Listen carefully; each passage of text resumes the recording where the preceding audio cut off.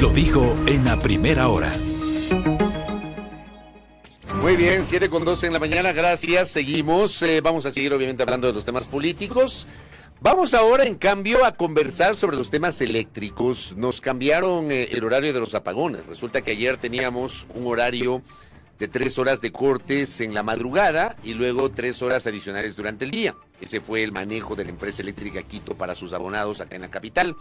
Para el día de hoy, 6 horas seguidas. Entiendo que en Guayaquil, por ejemplo, CENEL hizo una distribución en algunos sectores en 2 turnos de 2 horas cada uno, en otros sectores de 3 horas cada uno, en otros sectores de 4 o 5 horas seguidos. Bueno, hay una situación de crisis energética que no ha logrado solventarse, más allá de que la víspera el señor ministro encargado de energía, Roberto Luque, ha dicho que hay un mejoramiento notable en los caudales de los ríos que alimentan los embalses de las centrales hidroeléctricas, pero no alcanza para salir de la crisis. Acordamos un especialista en la materia, el señor ingeniero José Pilegui está con nosotros. Él es especialista eléctrico y en su momento se desempeñó como presidente del Colegio de Ingenieros Eléctricos y Electrónicos del Ecuador. Señor ingeniero, ¿cómo le va? Bienvenido, buen día. Le saludamos mi compañera Belkis Sánchez y quien le habla Fabricio Vela. ¿Cómo le va? Buenos días, Belkis. Buenos días, Fabricio. Buenos días a la audiencia de Radio Armónica y el portal Primera Hora. Primera Plana, sí. Primera Plana y nuestra edición a Primera Hora. Gracias. A ver, ingeniero, con usted conversamos el año pasado. Si la memoria no me es infiel, allá por octubre o noviembre, cuando comenzaron los primeros apagones, usted tuvo la gentileza de atendernos y hoy, varios meses después, le he pedido nuevamente una entrevista para evaluar la situación. De octubre a abril, ¿qué cambió? ¿Qué se hizo? ¿Qué no se hizo desde su óptica para haber vuelto a los racionamientos, ingeniero? Bueno, este es un tema recurrente, lamentablemente, en el país, ¿no? Si tú no haces los deberes, al día siguiente el profesor te va a llamar la atención o te va a poner una mala nota, ¿no? Es lo que nos está pasando como país. El incumplimiento de planes y de acciones que todo el mundo que medianamente conoce el tema recomendó al anterior gobierno, nos está pasando nuevamente factura, ¿no? Y creo que esta factura es un poco más elevada que la anterior. Yo creo que todo el tema primario que tenía que haberse hecho, que era la recuperación del parque térmico, no se lo hizo. Eso significa detener afuera más de 800 megavatios en la actualidad ya de generación térmica. La generación instalada en el país térmica anda en el orden de los 2.500 megavatios, si mal no me recuerdo. Y de estos están apenas operando poco más, poco menos de 1.000 megavatios. Eso significa de que tenemos ahí una capacidad que está fuera de servicio y que a la fecha debía estar una gran mayoría de esa capacidad ociosa operando. Por tanto, no se hicieron las tareas en esa específica área. Y creo que, por otro lado, el tema de no afianzar una relación no solamente política, sino también comercial con Colombia, quienes también están pasando una crisis terrible a nivel energética, evita que podamos traer energía tanto de Colombia cuanto de Perú.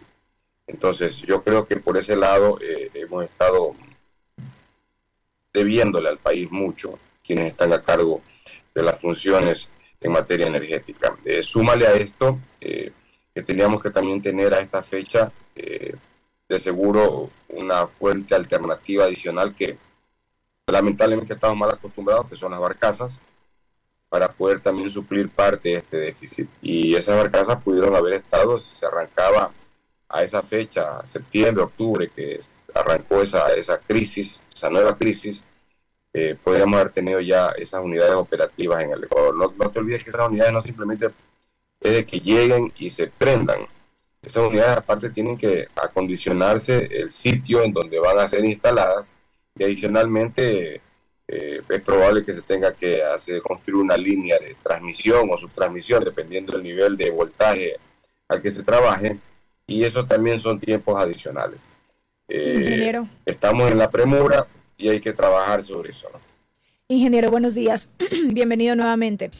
Para entender un poco mejor este tramo de la explicación, ya para septiembre, octubre del año anterior se le cuestionaba a Fernando Santos Alvite el no haber tomado correctivos y haber adoptado medidas de prevención sobre la base de recomendaciones que se hicieron para el primer trimestre del año anterior, en donde ya se preveía que hacia finales de año iba a haber sequía, producto del fenómeno del Niño y demás.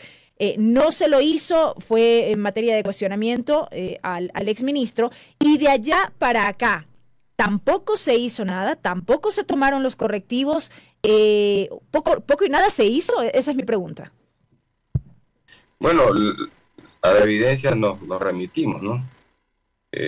Y aparte de eso, las manifestaciones que ha hecho el propio gobierno respecto del manejo poco profesional que tuvieron los funcionarios que fueron separados de sus cargos y a los cuales incluso el gobierno les está iniciando acciones, ¿no? Él tendrá, me refiero al gobierno, las razones bajo las cuales comienza inclusive acciones de orden penal, ¿no?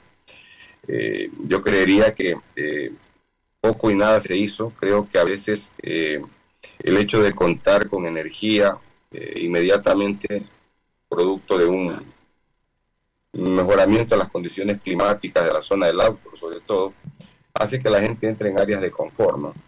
Y que comiencen todos estos procesos, porque son procesos al final del día de contratación pública, se diluyan, se cambien, o simplemente se los entorpezca en términos de que puede existir favoritismo para uno u otro contratista.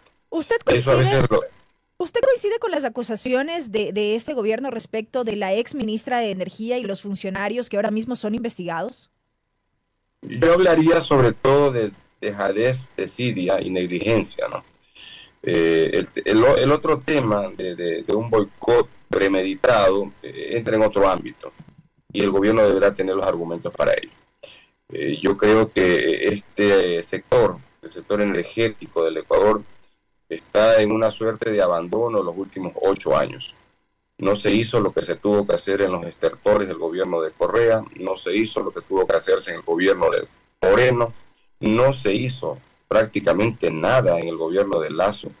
De hecho, existen informes, como usted bien lo menciona, del primer trimestre del año pasado, en donde un viceministro le pide al ministro de Energía que acometan acciones inmediatas en el tema de generación eléctrica, puesto que íbamos a tener una situación delicada de sequías el año 2023, y no se equivocaron en ese diagnóstico. El tema es que no hicieron nada, y ese no hacer nada es el que nos está pasando la factura ahora. Oiga, ingeniero, pero no se hizo nada, dice usted, hablando de lo que ha pasado no en los últimos meses, sino en los últimos años. Pero la tesis del sabotaje, ¿usted la compra? ¿Usted cree que hubo sabotaje? A ver, no, eso es, por eso digo, eso entra en el ámbito de una acción que el gobierno tendrá mayores argumentos sobre los cuales está haciendo una denuncia y una posible demanda. Pero le pongo un ejemplo que generó controversia la semana anterior. El tema de que supuestamente vaciaron la central de Masar, la presa de Masar, justo la semana anterior, en apenas 12 días, lo cual los especialistas, al igual que usted, han dicho que es inverosímil que en 12 horas se pueda vaciar la presa de Masar. Pero esto se colocó en el imaginario de la gente, que hubo sabotaje, que una de esas expresiones de sabotaje fue el supuesto vaciado de Masar. Mauricio, a veces la gente peca de un exceso de emociones, ¿no? Y en ese exceso de emociones es posible decir cualquier cosa. Un sabotaje en términos de desaguar o de abrir el tapón de la central hidroeléctrica es bastante complicado, ¿no? No es tan así.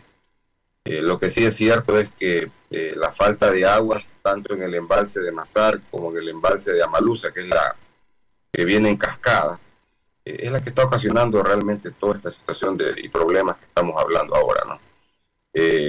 Yo creo que en eso, tal vez lo que sí pudo haber habido, como hubo, me acuerdo, en el año 97, 98, una falta de un manejo más prolijo del embalse, es decir, de la operación del embalse, para evitar que entre a operar en niveles mínimos, puesto que eso no solamente nos quita energía, que ya la estamos viviendo. El problema mayor ahí es que se pone en riesgo la central hidroeléctrica cuando usted comienza a turbinar por debajo del nivel mínimo, porque ya no está turbinando precisamente agua.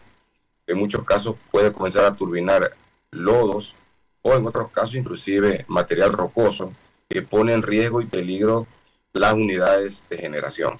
Entonces, ese tema es bastante complicado que se dé.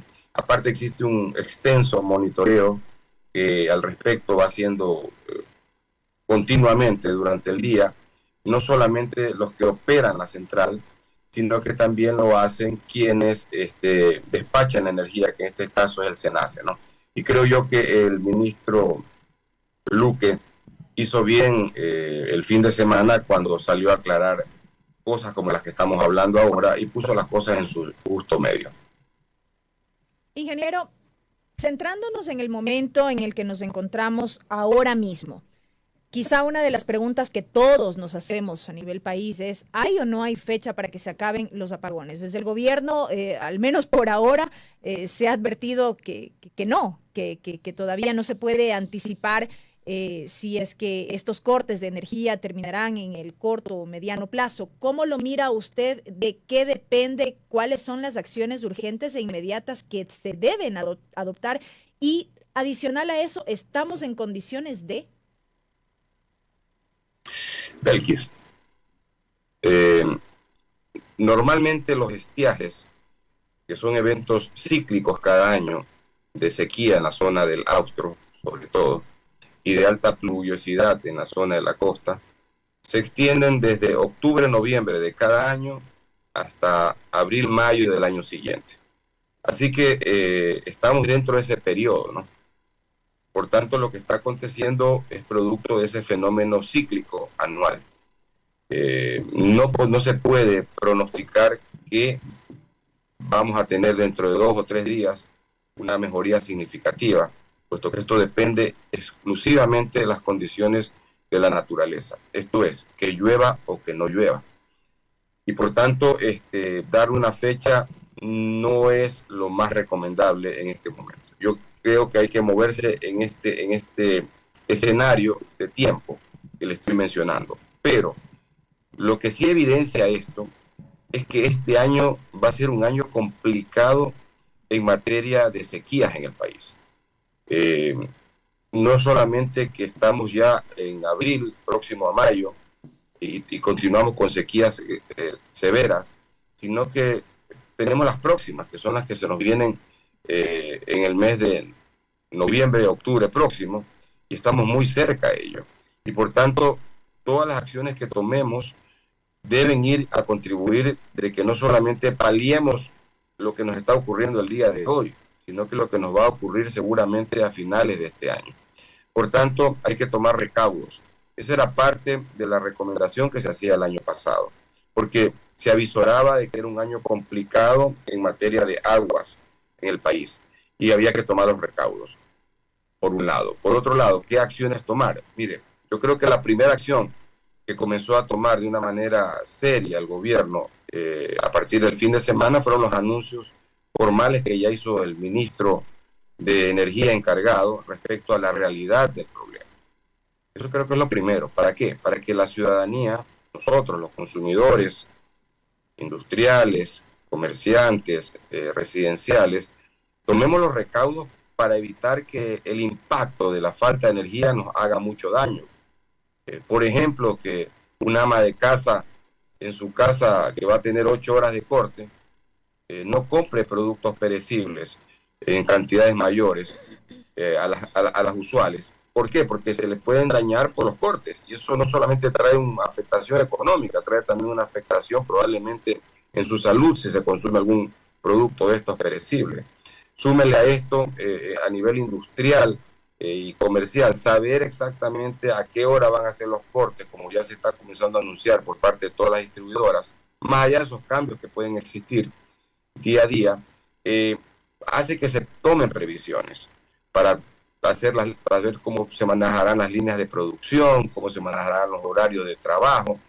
Y yo creo que en este punto, cuando llegamos a hablar de los sectores industriales y comerciales del país, hay que hacerlos parte de la solución de problemas, sobre todo a ellos, porque tienen una gran capacidad de generación propia que la podrían poner a funcionar más allá de las horas de los cortes de energía que sufren. Pero hablamos, por ejemplo, de las grandes industrias, yo creo que medianas y grandes industrias o locales comerciales que tienen esa capacidad de tener su propia generación. Pero claro, ¿qué pasa con el pequeño comercio? Y hablemos, por ejemplo, tal vez un ejemplo cotidiano, un restaurante. Imagínese usted tal vez una familia que tiene como negocio familiar un restaurante, ese restaurante hable exclusivamente para preparar almuerzos y resulta que le cortan la luz a la 1 de la tarde. Ni la licuadora puede prender, o sea, para tal vez la gran industria que tiene esa capacidad de tener su propia generación puede capear la situación. Claro, pero el pequeño comercio. Te sumo otro ejemplo, lo que ocurre con las tiendas, por ejemplo. Pasa mucho que los productos se están echando a perder precisamente por este tema de los cortes de luz. Claro, ingeniero. ¿Por qué mencionaba el tema de la mediana, la gran industria y asimismo el mediano y el gran comercio que normalmente tienen generación? Porque el hecho de que ellos puedan poner sus unidades a funcionar no solamente mejora las condiciones de ellos, sino que adicionalmente la carga de ellos puede salir del sistema y por tanto el déficit general aminora.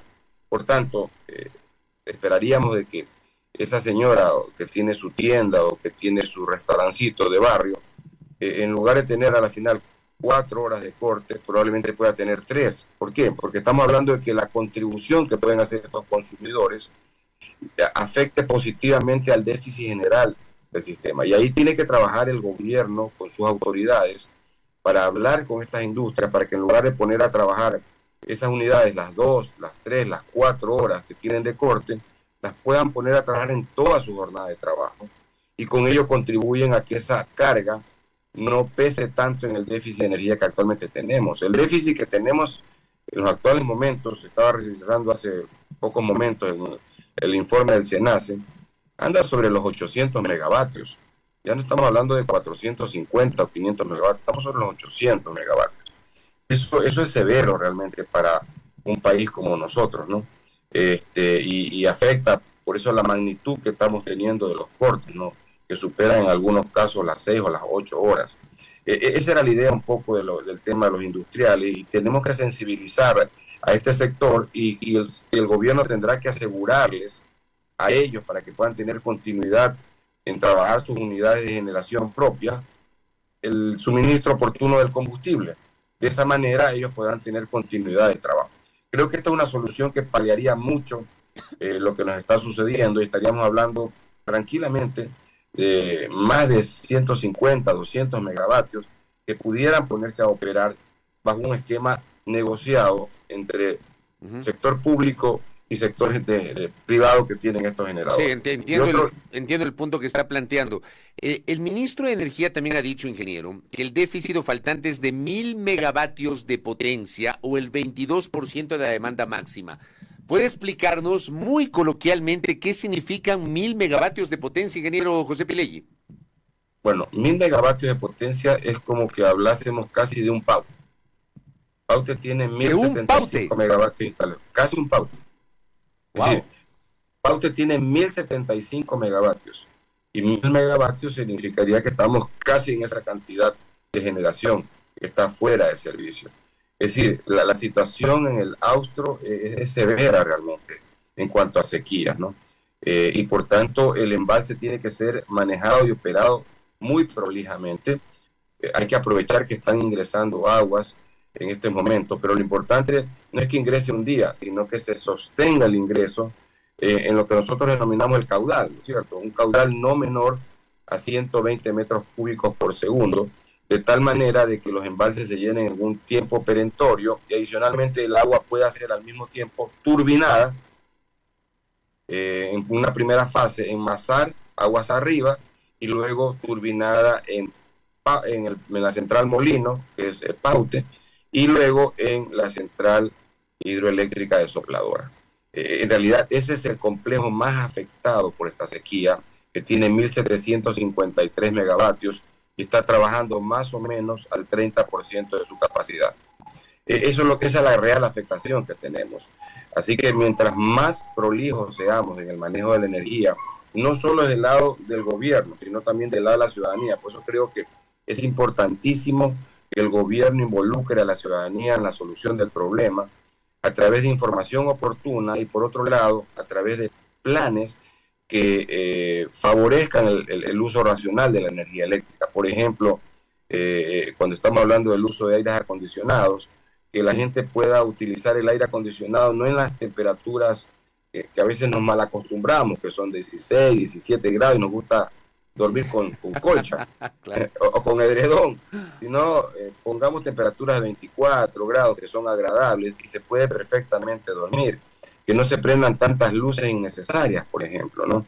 Que por otro lado los calentadores de aguas que no tienen el termostato adecuado para que se prendan y se apaguen cuando está ya en su capacidad total, sino que a veces los prenden directo, los prendamos en las horas que debemos usarlos, es decir, un poco antes de bañarnos o algo parecido.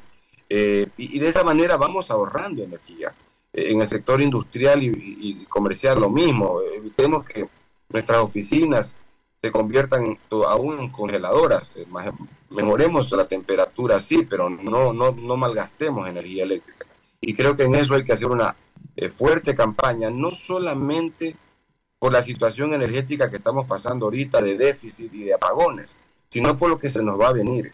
El año puede ser muy complicado si no ahorramos energía eléctrica, puesto que tenemos pronósticos no muy gratos de la situación hídrica para el año que estamos decurriendo. Ahora, ingeniero, el ministro ha hablado del tema de las barcazas y con esto voy cerrando la entrevista.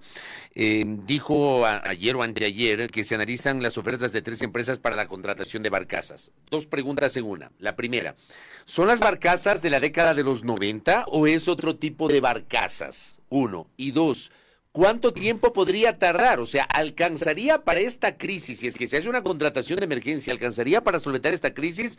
¿O estaríamos lo de las barcazas proyectando para el siguiente estiaje, ingeniero? 2 preguntas en una. A ver, mira, ciertamente primero hay que ubicar la disponibilidad de barcazas y sobre esa base saber en qué tiempo se pueden tenerlas principalmente en la ciudad de Guayaquil, ¿no? Que es donde existen ya unos puertos destinados para esta instalación. Mira, he conocido que hay unas barcazas que están en Cuba, por ejemplo, ¿no? Que aparentemente podrían tener disponibilidad de una de las empresas que están ofertando. Eso demoraría, tú calcula, el viaje de Cuba a Guayaquil pasando por el canal de Panamá, que también ha tenido gravísimos problemas de sequía. El lago que alimenta justamente las esclusas y que no permite el paso, o no permitía el paso hace unos meses atrás con la fluidez del caso de las embarcaciones. Eso demorará entre 10 a 15 días por lo menos. Instalarse y ponerse a operar no demorará menos de 30 días, teniendo toda la infraestructura lista. Significa que estamos hablando de unos 45 a 60 días para que una unidad de estas pueda entrar a operar, ¿no? Por un lado. Por otro lado, también, como tú bien mencionas, depende del tipo de unidad que traigamos, ¿no? Para saber lo eficiente que pueden ser. ¿Cómo se maneja la eficiencia en este tipo de unidades? Sobre todo es la cantidad de kilovatios que me puedes generar por cada galón del combustible que vas a utilizar, por ejemplo. Y sobre esa base también está el costo final del kilovatio hora, ¿no? Por otro lado está el tema de que mientras menos tiempo sea el que tú necesitas la barcaza, o mejor dicho, mientras sea menor el tiempo que tú contratas una barcaza, seguramente va a ser mayor el costo del kilovatio hora que nos venda. Si es mayor el tiempo que tú los contratas a la barcaza, seguramente en el tiempo va a ser menor el costo del kilovatio hora. Esto es porque hay muchos costos asociados, como son la movilización, como son la puesta en marcha y algunos otros, que o los pagas en 6 meses o los pagas en año y medio o 2 años. Y yo creo que es parte de la discusión que está teniendo en los actuales momentos del gobierno en función de ver la mejor opción económica y seguramente eso los está demorando en tomar una decisión, pero creo que es importante que no nos olvidemos del principio que no hay energía más cara que aquella que no se tiene. Esperemos que en el pronto plazo sean barcazas o sean otras las soluciones que quiera dar las autoridades del sector energético, las podamos tener disponibles para poder paliar esta crisis. Probablemente cuando lleguen estemos a plena capacidad con nuestros embalses, pero estamos preveyendo las crisis que se nos están Claro, por eso yo le preguntaba si va a alcanzar para este momento, y es probable que no se alcance para esta crisis, pero podría servir para el próximo estiaje, que creo que está a la vuelta de la esquina, ¿no? En el último trimestre del año. Es correcto lo que indicas, Mauricio, y creo que sobre esa base hay que comenzar a trabajar, es decir, la prevención. Estamos preveniendo situaciones que no podemos manejar y sobre eso trabajar, pero creo que la mayor prevención que podríamos también trabajar paralelamente a esto y que debería estarse trabajando es en la recuperación de esos cerca de 1000 megavatios de generación térmica que están en estado de obsolescencia o en estado de un mantenimiento urgente, sobre el cual hay que trabajar de la manera más rápida posible para que estén operativos. Y por otro lado, sumarle a esto que se termine con oportunidad el proyecto Toachi Pilatón, en donde tienes 250 megavatios. Cualquier problema que se tengan con la empresa rusa que están haciendo actualmente los montajes, bueno, llegar a un acuerdo, de tal manera de que podamos disponer de esa energía hasta finales o mediados de este año, o en el tercer trimestre. Y por otro lado, también el tema del ciclo combinado en el sector de Machala, en Bajo Alto. Ahí, con este ciclo combinado, podríamos incrementar en unos 120 a 150 megavatios la capacidad total de ese lugar. Y no nos olvidemos que existe un combustible al cual nosotros hemos sido renuentes en poder tomar definiciones, y es el tema del gas natural. Yo creo que el gas natural es una muy buena opción, sobre todo para esas plantas que están ubicadas en Bajo Alto y que necesitan gas natural para poder trabajar a plenitud de su capacidad, puesto que existe y comienza a existir déficit en lo que es la producción de del campo Amistad, que producía cerca de 25 millones de pies cúbicos día y está en el orden de los 20 millones aproximadamente. Sobre eso hay que trabajar para que también aseguremos no solo tener barcazas o unidades térmicas ya listas para operar, pero no tenemos combustible. Ingeniero Pilegui, lo último de mi parte, ¿cómo ha visto usted el encargo de la cartera de energía al ministro Roberto Luque, quien es además el titular de la cartera del Ministerio de Transporte y Obras Públicas? Bueno, Roberto es un reconocido profesional de la ciudad de Guayaquil, ha trabajado en muchos proyectos de infraestructura, tiene una buena trayectoria. Creo que aparte de eso, se nota que es una persona de confianza del presidente. Y yo creo que ya el solo anuncio que hizo el fin de semana y la continua información que está pasando habla de que está queriendo hacer las cosas bien. Y esperemos que así sea por el bien, no solo del gobierno, sino por el bien de todos los ciudadanos. Correcto, ingeniero José Pilegui, le agradezco por estos minutos para hablar de la situación del sector eléctrico, su visión, un poquito lo que se viene y también, bueno, en medio de la coyuntura, hablar de tratar de ahorrar algo de electricidad porque realmente la situación está muy complicada. Gracias, ingeniero Pilegui. Gracias. A las órdenes, Fabricio. Oiga, ¿cómo está el ánimo para el domingo, ah? Bien. Verá que Belkis es barcelonista. Uy, y usted y yo somos azules. Así es. Aquí me preocupa sobre montón. todo, me preocupa mucho esa terna arbitral que nos han puesto para el domingo. ¿Aragón está de nuevo? Pucha, yo no sé la verdad. No, esa la tiene jurada contra el bombillo. Sí. Bueno, es de terror. Es de terror, como dicen en mi barrio. Un abrazo, ingeniero. Gracias. Otro para ustedes. Gracias al ingeniero José Pilegui, expresidente del Colegio de Ingenieros Eléctricos y Electrónicos, especialista en materia eléctrica, aquí en A Primera Hora. Primera Plana. Todas las noticias, todas las voces.